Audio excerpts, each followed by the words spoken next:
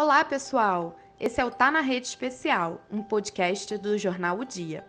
Nos últimos anos, boa parte da classe artística e de influenciadores brasileiros aderiu à harmonização facial como forma de se encaixar em um ideal estético, mas nem sempre o resultado sai como desejado. Recentemente, o cantor Lucas Luco e a campeã do BBB 18, Gleice Damasceno, vieram a público revelar insatisfação com os procedimentos realizados. E para esclarecer as nossas dúvidas, convidamos a cirurgiã dentista Israela Macena, especialista em harmonização facial. Seja bem-vinda, doutora Israela. Prazer. Doutora, acredito que uma das principais dúvidas para iniciarmos o nosso papo é: quais os componentes mais usados para fazer os preenchimentos? O ácido hialurônico ficou muito famoso, mas ele é o único que pode ser utilizado? Quando a gente está falando de preenchimento de face, o produto mais seguro para se trabalhar hoje dentro da harmonização facial é o ácido hialurônico. Por ser um material biocompatível, ou seja, é muito difícil o paciente ter algum tipo de reação com o uso dele, né? E sem contar que é um material onde a gente fica na possibilidade de reverter um procedimento, caso o paciente não goste do resultado, ou caso haja uma intercorrência. Então, além de ser um material biocompatível, a gente consegue contar com essas outras características dele que são importantes. Claro que existe no mercado outros materiais, e aí, nesse caso, a gente está falando dos materiais definitivos, né? Nesse caso aí, a gente pode citar o PMMA, que é o metacril, que é um dos mais conhecidos. Ainda existem profissionais que trabalham com esse tipo de material e defendem o uso dele, mas, clinicamente, eu não consigo enxergar esse material como um material seguro para trabalhar procedimentos que vão ali modelar a face do paciente ou trazer ali um benefício de rejuvenescimento. Então, na minha opinião, hoje, o material mais seguro para se trabalhar na face de um paciente é o ácido hialurônico. Existe alguma contraindicação para a utilização do ácido hialurônico ou algum risco? Na verdade, existe a contraindicação em relação aos pacientes que têm uma doença autoimune, né? Por exemplo, o lúpus. O paciente que tem lúpus, ele não pode realizar um procedimento com o uso de materiais preenchedores, por exemplo, a menos que o médico autorize, mas mesmo assim a gente entende como um paciente de risco. Por quê? Porque ele reage a qualquer tipo de corpo estranho. Então, por mais que o material ácido hialurônico seja um material biocompatível, ainda assim nós estamos falando de um material sintético, que o corpo, de alguma forma, pode rejeitar esse material. Então, pacientes que estão imunossuprimidos, pacientes que têm doença autoimune, grávidas, lactantes antes dos 6 meses não podem fazer preenchimento, enfim. São essas as pessoas que estão dentro desse grupo, né, de pessoas que não podem realizar o procedimento. Uhum. Eu acho que uma coisa legal de falar também é sobre a expectativa dos pacientes, né? Porque eu acho que você deve atender bastante gente e a maioria das pessoas, eu acredito, que chegue com uma ideia já pronta. Como é que você lida com isso? Porque a gente sabe que a expectativa da pessoa é uma coisa bem complicada, né? Ela tem seu ideal de beleza. E quando a pessoa já chega com uma ideia, assim, às vezes com uma foto, alguma coisa assim, eu quero ficar exatamente assim. Você tenta conversar com a pessoa para vocês chegarem no consenso ou você acredita que a ideia que ela já tem em mente deve ser respeitada? Na verdade, assim, hoje em dia a gente está falando de rede social, né? E aí, na rede social, o que a gente mais vê? Filtro. Todo mundo quer ficar com o rosto igual ao filtro, né? Então, às vezes, as pessoas, elas fazem uma fotografia muito bonita, com o filtro que elas mais gostam de usar ali no Instagram. E aí, elas pontuam durante a consulta: doutora, eu queria ficar igual essa fotografia aqui. Tem como? Isso é muito complicado, porque por mais por mais belo que a gente consiga deixar o paciente, a gente tem que saber lidar com a realidade, né? Com o mundo físico. É diferente. Então, o que eu faço? Eu traço ali um planejamento de acordo com a face do paciente, além da gente ter que lidar com essa questão dos filtros, ainda tem a questão da padronização de beleza, onde a gente percebe que existem algumas pessoas que estão entrando num padrão de face mais quadrada, marcada, e é um tipo de face que funciona para algumas pessoas, mas não funciona para outras. E aí a gente tem que ter ali um jogo de cintura durante a consulta para poder fazer com que o paciente entenda o que ficaria harmonioso para a face dele e o que não ficaria, né? Existem pacientes que tendem a ter uma confiança maior no profissional. Então, a gente tenta alinhar ao máximo essas expectativas.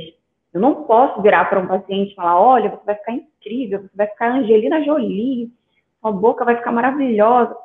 Porque, de repente, para mim, de fato vai ficar incrível. Mas para ele, né, eu não tenho como controlar a expectativa que ele está gerando na mente dele. Então, a gente baixa um pouco a expectativa do paciente para a gente poder entrar na mesma linha de pensamento. E aí, sim, eu traço todo o planejamento, eu desenho, eu coloco no computador,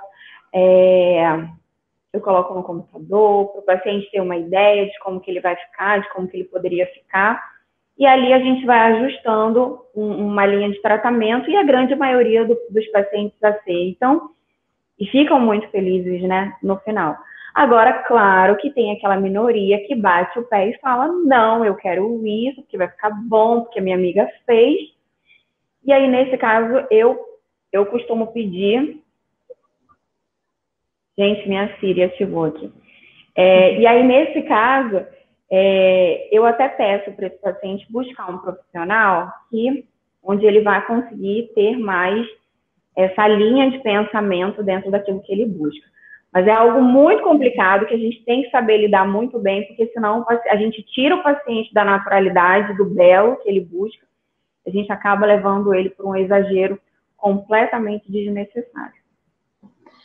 O boom da transformação facial aconteceu aí depois das Kardashian, né? Uma delas, inclusive, parece ter se tornado outra pessoa de tantas modificações que ela fez no rosto, no corpo. Então, a minha dúvida é, o excesso de procedimentos estéticos, ele está deixando as pessoas com uma aparência cada vez mais plástica e menos humana, como você disse, né? É o filtro do Instagram. O filtro do Instagram não é real. E não tem como você atingir algo que literalmente não existe. Existe algum limite para esses procedimentos estéticos? Existe. E isso tudo a gente coloca em pauta durante a consulta. Como que a gente lida com esse limite? O que acontece?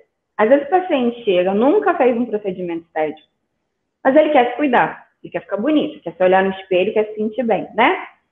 E aí a gente faz todo o planejamento, começa o processo de harmonização do paciente. E aí o que acontece? Essas pessoas, não todas, tá? Mas algumas, elas acabam se viciando. Vou dar um exemplo muito prático e muito comum, que é o preenchimento labial. O paciente chega no consultório e ele fala assim, olha, doutora, eu queria fazer um preenchimento, mas eu queria algo muito sutil, para ninguém perceber. Queria só que ficasse assim, desenhadinho, com leve volume. Tá bom. A gente vai lá e faz 1 ml. Aí esse paciente olha no espelho, assusta no dia que fica inchadinho, mas aí começa a desinchar todo aquele processo e ele começa a curtir o resultado. Aí ele vira e fala assim, ai, doutora, queria que ficasse como estava inchadinho. Será que tem problema da gente colocar mais 1 ml? Quando o paciente tem indicação, que o lábio era muito fino, não tem problema nenhum. A gente vai e coloca. Só que aí o paciente se acostuma com aquela imagem que ele enxerga todos os dias na frente do espelho. Então, ele tem a sensação de que nada mudou. E aí é que entra o papel do profissional, e é por isso que eu falo que a gente tem que ter muito bom senso. Porque às vezes o paciente mudou pra caramba, tá ótimo, rejuvenesceu 10 anos, Mas ele chega no consultório e ele fala assim, doutora, eu tô percebendo que tá igual, que não mudou nada. Aí o que a gente... Eu queria colocar mais um pouquinho aqui, queria botar mais um pouquinho aqui, mais um pouquinho, mais um pouquinho. O profissional que não está preocupado de fato com o paciente, que não tem um bom senso, ele vai colocar. E aí esse paciente vai começar a sair do natural e a ganhar aquela característica, né, mais artificial. Só que aí, o que eu faço e o que eu vejo alguns profissionais fazerem também, que eu acho muito importante. Você pega a fotografia do paciente, do antes, e aí você tira uma fotografia dele durante essa consulta que ele disse que não mudou nada. Aí você faz a comparação. Aí a pessoa olha e fala assim, meu Deus, é mesmo, como eu mudei, nossa, mas por que eu não percebo? Porque você se olha no espelho todos os dias. E a gente tem o hábito de ficar cobrando, de querer mais. Mas você está ótimo. E aí a gente consegue aterrissar o paciente. Então a gente tem que tomar muito cuidado, porque se depender deles, a gente sai injetando tudo no rosto. É um perigo. Eu acho que entrando muito nessa parte, como você falou, que às vezes as pessoas não conseguem perceber de fato essa mudança, né, que elas acabam se acostumando. Você atendeu muitas pessoas que se arrependeram? Você acha que é um risco alto da pessoa se arrepender ou algo assim semelhante? E principalmente os procedimentos que você faz, né, de preenchimento, se eles são reversíveis? Sim, eu atendo semanalmente, volta e meia na agenda, tem um paciente que se arrependeu, não do procedimento, mas em relação ao resultado. E aí acaba que a gente tem que corrigir esse resultado. O campeão, né, desse tipo de procedimento que eu posso dizer é o preenchimento labial. Tem muito paciente que me procura para fazer correção de preenchimento, porque o ácido hialurônico saiu do lugar, porque a boca ficou torta, enfim. Porque não é só injetar, né? Onde injetar, realmente tem que ter um planejamento muito detalhado, não só da face, mas do lábio do paciente, enfim. E aí acaba que a gente usar a hialuronidase, que é uma enzima, tá? Que ela degrada o ácido hialurônico. O ideal é a gente tentar evitar ao máximo o uso dela, que é uma enzima de fato muito forte. Mas existem casos que não tem jeito, a gente precisa usar. E aí, quando o paciente busca uma correção, a gente acaba que tem que usar. E aí, essa é a vantagem do ácido hialurônico que eu falei no início da entrevista, né?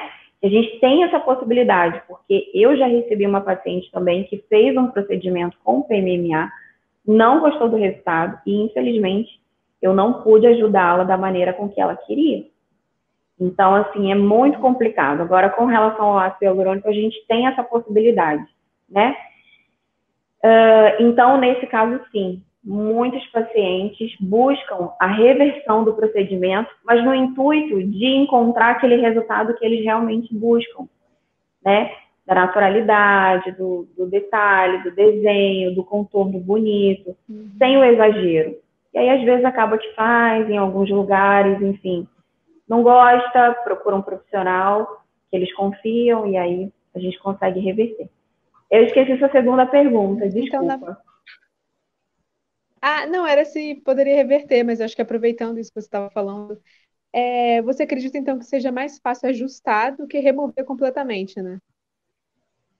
Depende muito do caso, né? Depende muito mesmo. Existem casos em que a gente consegue, de fato, só ajustar, né? Distribuir o volume de uma maneira mais inteligente, de acordo com a anatomia daquela região do paciente, enfim. Mas existem casos que, infelizmente, a gente não consegue fazer isso. E aí a gente tem que lançar a mão da hialuronidase, não tem jeito. E dependendo do caso, da quantidade de ácido hialurônico que foi utilizada naquela região, às vezes a gente tem até que fazer mais sessões para poder ir degradando aquele produto naquela região. Às vezes uma sessão só de hialuronidase não é suficiente. Recentemente viralizou no TikTok o vídeo de um rapaz que ele faz exercícios para a mandíbula para deixar ela mais marcada. Ele morde um tipo de borracha, uma bolinha, eu não sei exatamente de dizer o que que é, mas a ideia é isso, é que a mandíbula dele fique mais marcada. Esse tipo de rotina é indicado ou existe algum risco de saúde? Existem riscos de saúde. O que acontece? Eu vi esse vídeo, foi até uma paciente minha que me mostrou. O que acontece? Quando a pessoa faz esse tipo de movimento, ele está forçando, né? Como se você estivesse numa academia. Você está malhando ali uma musculatura para você poder ganhar massa magra, ela poder crescer e tudo mais. E em relação a essa região, é a mesma coisa. Só que ele está malhando ali o músculo do masseter. Não é necessariamente o osso da mandíbula, né? Que vai saltitar ali, vai gerar aquela marcação do ângulo de mandíbula. Ali ele está forçando a musculatura do masseter. E isso é muito perigoso, porque a longo prazo não prejudica somente a parte muscular, porque isso pode acabar gerando outros problemas, como dores de cabeça, enxaqueca, cefaleias, enfim. Como também pode acabar prejudicando todo o aparelho mastigatório, ao ponto desse paciente começar a sentir dores absurdas. E aí ele vai precisar de um tratamento específico, onde pode ser utilizada a toxina botulínica, que ela também é usada para alguns tratamentos de forma terapêutica, ou não, ou ele pode precisar de um tratamento muito mais específico, né? Então, ali, na verdade, ele está agredindo aquela região e não é saudável que se faça isso, não. Por favor, gente. As pessoas que estão em casa, querem ficar mastigando borracha, é muito perigoso. Vocês podem acabar tendo outros problemas, não só relacionados a essa área, mas relacionados à coluna. Você começa a ter dor de coluna, você começa a ter dor de cabeça. Isso tudo aqui está interligado. Então, é um perigo, não é indicado. Com certeza. Eu acho que outra coisa legal de pontuar é se você segue um padrão fixo do que você considera harmônico para fazer os procedimentos dos seus pacientes, né? Porque ultimamente a gente vem acompanhando uma onda de algumas pessoas que são até contra alguns procedimentos estéticos, porque elas realmente acreditam que todo mundo vai ficar igual, sabe? Eu queria saber de você, né, como profissional, se você acha que existe uma coisa, um padrão fixo para se seguir, ou se realmente a gente tem que analisar o caso de cada paciente em relação ao que realmente vai ficar melhor para ele, sabe? Uhum. Cada paciente tem uma característica, né? Cada paciente tem um formato de rosto. Então, por exemplo, eu lembro, quando eu saí da faculdade, eu fiz uma especialização em ortodontia. E na ortodontia, a gente estuda muito a face do paciente, porque a gente entende que toda movimentação dentária desse paciente vai interferir na estética facial dele. E na harmonização facial, a gente acaba integrando tudo isso, para que a gente consiga realmente entender o padrão de face do paciente. Então, cada paciente tem um padrão de face. A gente tem o que a gente fala tecnicamente de padrão tipo 1, tipo 2, tipo 3. Então, é aquele paciente que tem uma face mais alongada, mais achatadinha, mais arredondada, enfim. E nem tudo que fica bom para o paciente que tem um rosto mais alongado fica bom para o paciente que tem uma face, por exemplo, mais braquicefálica, que é uma face mais curta. Por exemplo, a minha face é um pouquinho mais curta. Então, existem certos procedimentos que, se replicados, né, de forma igual nos pacientes, eles acabam perdendo essa naturalidade. Então, o que eu faço é uma análise realmente individual, de acordo com a necessidade e a indicação da característica facial daquele paciente, né? Essa análise, ela é absolutamente pautada na questão científica, né? A gente tem dados científicos, a gente segue um padrão áureo, que a gente fala, né, que é a lei áurea, que é a lei, né, do equilíbrio, da beleza, enfim. E aí a gente tem toda uma divisão de face, de terço superior, médio e inferior, onde a gente vai analisar o equilíbrio da face desse paciente, tentar entender onde que tem mais volume, onde que não tem, onde tem mais incidência de luz, onde que não tem, o que ficaria mais interessante para a face daquele paciente. De forma alguma replicar procedimentos, porque, de fato, tem face que recebe muito bem um determinado tipo de projeção e que outras não recepcionam tão bem assim, aí o paciente fica feio, né? Eu tenho paciente que às vezes fica com medo de fazer procedimento, às vezes até procura, mas aí tem medo. Fala assim, ai, não sei, doutora, eu tenho medo. Eu vejo algumas pessoas que eu olho que fizeram harmonização e era melhor que nem tivessem feito. E aí são pacientes que a gente tem que ir trabalhando aos poucos esses procedimentos, mostrando que há sim a possibilidade de ficar bem de uma forma natural. Mas cada paciente recebe uma avaliação absolutamente individual.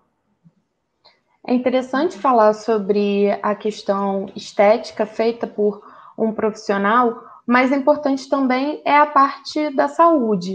No seu caso, você é dentista, então você está apta para manipular toda essa parte facial, né? Todo o nosso rosto de um paciente. E eu queria saber quais os riscos que uma pessoa corre efetivamente ao fazer uma modificação facial com profissionais que não sejam dentistas. Isso pode afetar outras áreas importantes da saúde, como, por exemplo, a mastigação, a respiração, entre outros? Olha, vamos lá. Existem procedimentos específicos, né, que eu acredito que o cirurgião dentista, ele domina melhor, tá? Por exemplo, quando a gente está falando de um tratamento terapêutico que envolve a toxina botulínica, consequentemente, esse paciente ele também vai ter um resultado estético. Uma coisa acaba se ligando à outra. Então, por exemplo, um paciente que tem bruxismo, que tem apertamento, que sente muitas dores na região da mordida, na região da cabeça, enfim. A gente está falando de uma aplicação muito pontual, onde o cirurgião dentista ele tem um domínio muito maior desse aparelho anatômico, né? A gente consegue entender de onde entra, para onde vai, quais são os músculos que realmente precisam ser relaxados para aquele paciente poder realmente colher os frutos desse tratamento. Então, nesse caso, sim, eu acredito que estar nas mãos de um profissional que não entende desse aparelho pode ser um risco, porque eu já vi casos de pessoas que aplicam para bruxismo somente na região do masseter, esquecem a musculatura frontal, e aí o paciente acaba sobrecarregando toda essa região, e aí ele começa a sentir dores de cabeça absurdas. E precisa haver um equilíbrio desse relaxamento, né? Da musculatura central, lateral, juntamente com o masseter. Então, isso daí pode acabar piorando o paciente. Agora, médicos, biomédicos, profissionais que são habilitados na área da harmonização facial para fazer procedimentos onde envolvem absolutamente a parte estética, eu vejo excelentes profissionais dentro dessas áreas trabalhando muito bem, né? É só mais essa questão que envolve essa parte de aparelho mastigatório que, de fato, eu acredito que o dentista domina muito melhor. Eu acho que agora falando sobre um caso específico, né? Não sei se você acompanhou, mas acho que bastante gente acompanhou, ficou bem famoso, o caso da Gleice Damasceno, que é ex-BBB, né? Que ela falou que ficou insatisfeita com o procedimento, que ela fez um preenchimento no nariz, e rolou todo um problema, porque a médica que fez isso nela disse que logo após o procedimento, ela parecia muito satisfeita, e depois de alguns dias que desinchou, talvez a satisfação dela não ficou igual. Na sua experiência, você acha que logo após de fazer o procedimento, com ele inchado, assim, o inchaço depois que diminui, né, fica muito diferente? Você acha que logo após fazer e com o passar do tempo, né, vai ficando muito diferente a ponto de talvez alguém conseguir se arrepender do procedimento? Vamos lá. Eu acho que ela usou uma palavra muito forte quando ela falou que não tinha dado certo, né? Porque quando a gente fala que não deu certo, eu viro para você e falo, olha, a fulana fez um procedimento que não deu certo. O que você imagina? Que ela ficou pior, que deu algum problema, que deu uma intercorrência, que ela teve que ser internada, procurar uma emergência, enfim. Eu acho que é uma palavra muito pesada. A verdade é, na minha opinião, tá? Eu acho que a expectativa em relação ao que o procedimento poderia entregar não estava 100% alinhado ao que ela pensava em receber. Ela sabia qual era o problema dela, né? Eu acompanhei a história muito superficialmente, porque também me contaram. Então, assim, ela queria afinar o nariz. A gente entende que dentro da harmonização, a parte de rinomodelação, a gente não consegue afinar o nariz do paciente, não tem como. É só uma cirurgia plástica mesmo, né? Então, essa seria a indicação. Eu quero afinar o meu nariz. Ok. Então, sua indicação não é rinomodelação, sua indicação é cirurgia. Mas aí não teria como dar só uma empinadinha, deixar ele mais retinho. Aí já é um outro resultado. Não é para deixar o nariz fininho. Ele até pode parecer um pouco mais fino, mas não necessariamente vai ficar fino. É como se fosse uma ilusão de ótica em relação à maquiagem. Quando a gente quer deixar o nariz fininho, fazendo maquiagem, coloca uma sombra aqui, um ponto de luz aqui na região central, né? A gente acaba fazendo isso com ácido hialurônico. E aí o paciente fica com aquela sensação de que o nariz é um pouco menor, mas ele continua do mesmo tamanho. Então, na verdade, o que eu acho é que não houve eu acho que ela criou na cabeça dela uma expectativa completamente diferente de como poderia ficar esse resultado. E aí, vendo que não ficou do jeito que ela queria, mesmo sabendo que não poderia ficar daquele jeito, ela se frustrou. Entendeu? Eu acho que casos assim, o ideal é nem fazer. Porque se a gente sabe que o paciente quer uma coisa, mas a gente vai oferecer outra, no final ele pode até gostar, mas uma hora ele vai se frustrar. Então, assim, na hora que a gente faz o procedimento de rinomodelação, o paciente olha no espelho, ele já vê um projeto de resultado. Por que eu falo projeto de resultado? Porque o paciente fica inchadinho, né, fica vermelhinho, a gente fica manipulando a área e tudo mais. Mas, depois que desincha, o que acontece é que o nariz ele dá uma leve baixadinha, porque saiu todo o edema, saiu todo inchado. Mas aquele projeto de ponta mais elevada, do dorso mais retinho, ele continua. Então, eu acredito que o nariz dela tenha ficado bonitinho nesse sentido, com a pontinha elevadinha, o dorso retinho, só que não conseguiu chegar no objetivo que ela queria, que era fazer com que o nariz ficasse mais fino. Entendeu? Então, eu acho que faltou essa conexão de expectativa. Foi só isso. E aí houve todo esse mal-entendido com a profissional, que é uma excelente profissional, conheço o trabalho dela, enfim. Mas acho que já está tudo resolvido, né? Do lado de lá. Obrigada, doutora. A gente agradece muito a sua participação, o seu esclarecimento sobre todas essas questões. É um assunto que está muito na moda, mas é importante a gente falar também que a saúde vem antes da estética. Então, calma, não vamos meter os pés pelas mãos, procurar profissionais credenciados, profissionais seguros, com referência, porque às vezes consertar é mais difícil do que fazer. E aí a gente está falando da possibilidade de conserto, né? E ainda tem as intercorrências graves também, que aí são mais complicadas também.